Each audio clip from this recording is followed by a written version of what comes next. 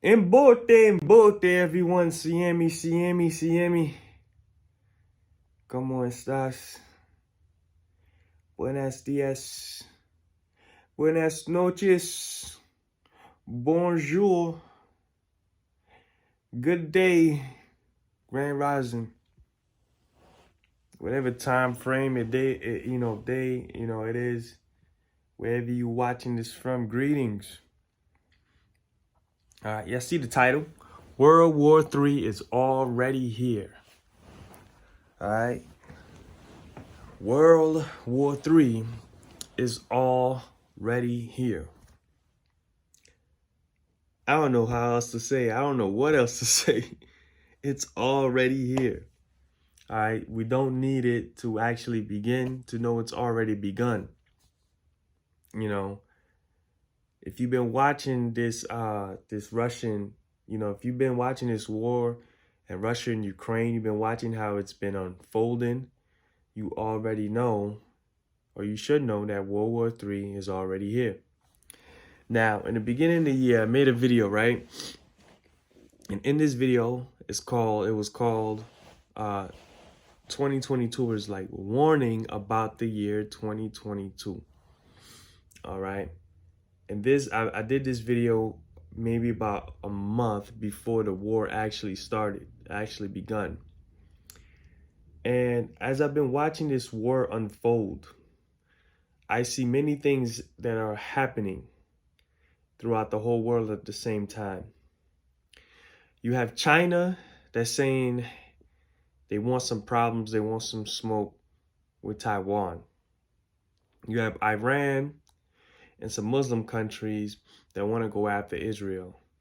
You got North Korea just activated their nuclears, their nukes, and their bombs, and they might be looking at having a serious conflict with South Korea. And of course, you have the Russian and Ukraine. Well, what this all means is that, all of the countries I just mentioned are all strong allies with the West and NATO.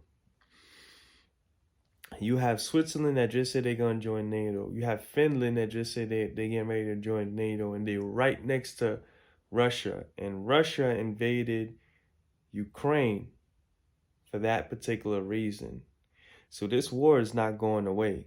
This war has only just begun, and Russia seems to have the upper hand. They seem to have carefully planned out every single scenario of what can happen during this invasion. They seem to have planned out and carefully and properly prepared themselves for sanctions. And the sanctions seem to be backfiring on everyone else. And Russia seems to have gotten hit from it a little bit. But what they have done is they have moved their monitoring system to the gold standard, and they have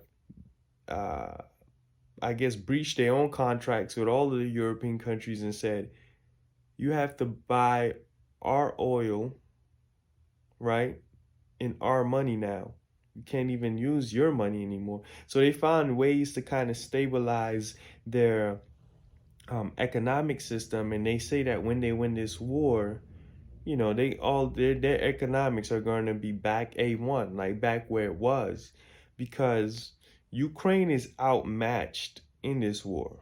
I've been telling people for the longest, like, this is not going to be too much longer of a conflict.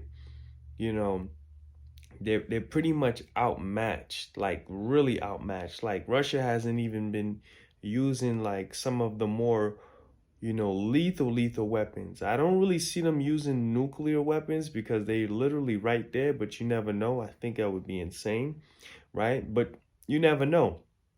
But I do see them using some very, very destructive weapons, maybe some weapons that are, chemically induced, type weapons. But I don't really see them using nukes because, in order for Russia to bounce back, they would need to go in there and decimate that whole country.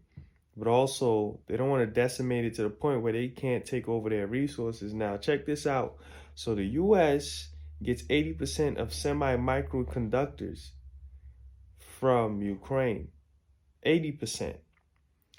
Semi microconductors is the chips that go in computers, cars, semi trucks, like all of the things right now that we're suffering from, you know, um, that's making car prices not drop or go higher or make or truck prices. If you know anything about semi trucks, the prices of semi trucks doubled from the year of 2020. So a $40,000 truck is now $80,000 truck because of the shortage of the pandemic. Now you're talking about Russia potentially taking that trade over and or cutting that off. I mean, that's going to cause some serious economic blows to the U.S., which they are already receiving. We know about the wheat that's been cut off. We also know about a little bit of gas that's been cut off, but all this has been causing a major rise in inflation, you know. So when you look at this war, because we're already in World War, this is already World War III.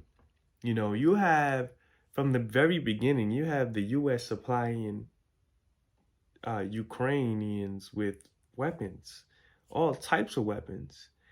But at the same time, they're saying they don't want direct conflict. But does that make any sense? We don't want any direct conflict with Russia, but we're going to send Ukraine all the ammunition, all the weapons that we got, that we can send them. And the Russians are like, okay, this is indirect conflict. It's still direct conflict because imagine you fighting somebody, right? Let's take it to a low level, like the mafia. You got the mafia that's fighting a mob across the street or around the block or whatever in the next neighborhood. So the mafia is fighting the mob, and Mafia A does not like Mob A. Mafia A does not like Mob B. All right. Mob B is giving Mob A all types of weapons to fight Mafia A. So what do you think Mafia A is gonna do once it's finished with Mob A? They're gonna go after Mob B, like, right? So you're supplying my enemy, all these weapons to destroy me, but you're saying you don't want any direct conflict with me. It doesn't make any sense. People, this country is insane. And it's crazy how when you look at the news, it's always like kind of like I like to watch the international news that's more unbiased, because if you watch CNN and Fox News, it's very biased. It's very one-sided. They're not giving you the whole story. I mean, they only telling you casualties on the Russian side. They only tell you, they make it seem as Ukraine is just winning this war. And I know Ukraine has been putting up a major fight, but they can't defeat the Russians. They just can't. So is the West gonna step up and go in there and help fight the Russians? Because I think that's what Ukraine is waiting for, and I think that's what a lot of countries is waiting for. But the U.S. seem to be very, very hesitant in doing that, and it's like, why? You heard the threats from Russia. They coming after you next. You continue to supply the weapons and everything to Russia. So Russia is like, yeah, we're going to go after the U.S. next. So we know that we are already in the midst. We are already in World War III. You have to be able to see things happening before they actually take place.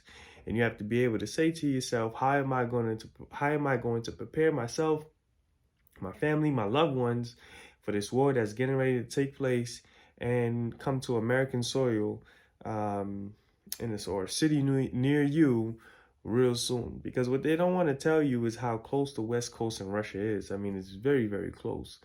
And what they don't want to, and what I see, what they don't want the war of Gog to go down. Like, I strongly believe that a lot of these people understand, the biblical prophecies of what's supposed to happen when this war starts. So the U.S. is trying to find ways to avoid it at all means. And, the European Union is looking at the U.S. like, you guys look kind of scared of Russia right now. We kind of relying on you to go after these dudes, like head-on confrontation, but you don't want to. But the other reason why they don't want to is because of China. See, this is what they're really afraid of. Because China, is like, that's that ultimate, like, throw that card on the table. They're like, oh, like they had that card the whole time. Like, Don't use that. Whatever you do, don't use that. They don't want to provoke the Chinese, but they don't understand that the Chinese already got the Russians back. And the Iranians already said, man, forget Russia. I mean, forget the US. We're doing business with China now. We're doing business wherever we want. We're gonna sell petrol. We're gonna allow other countries to buy petrol in whatever currency that they have. We don't really care about the US currency anymore. It was good doing business with you guys, but you guys don't know what the heck you guys doing. So bon voyage. It was great doing business with you. I can hire new security if I want. Man, it is looking bad right now. It is looking really, really bad right now. So I'm just giving you guys this to be not to be a bearer of bad news, but this is actually great news for y'all's people, for y'all's people, for y'all's chosen. You know, this is actually great news because we are living in a time that everybody wanted to live in. We are seeing the things everybody wanted to see. We are living in a time of revelations. We are seeing the things of your revelations. We are seeing the prophetic things happen before our very eyes, and it's like almost unbelievable to see these things happening. So we know that when these things happen, it's only the beginning because there's a lot more things to come. The kingdom of Yah is drawing very, very, very nigh. Every second, the kingdom is coming.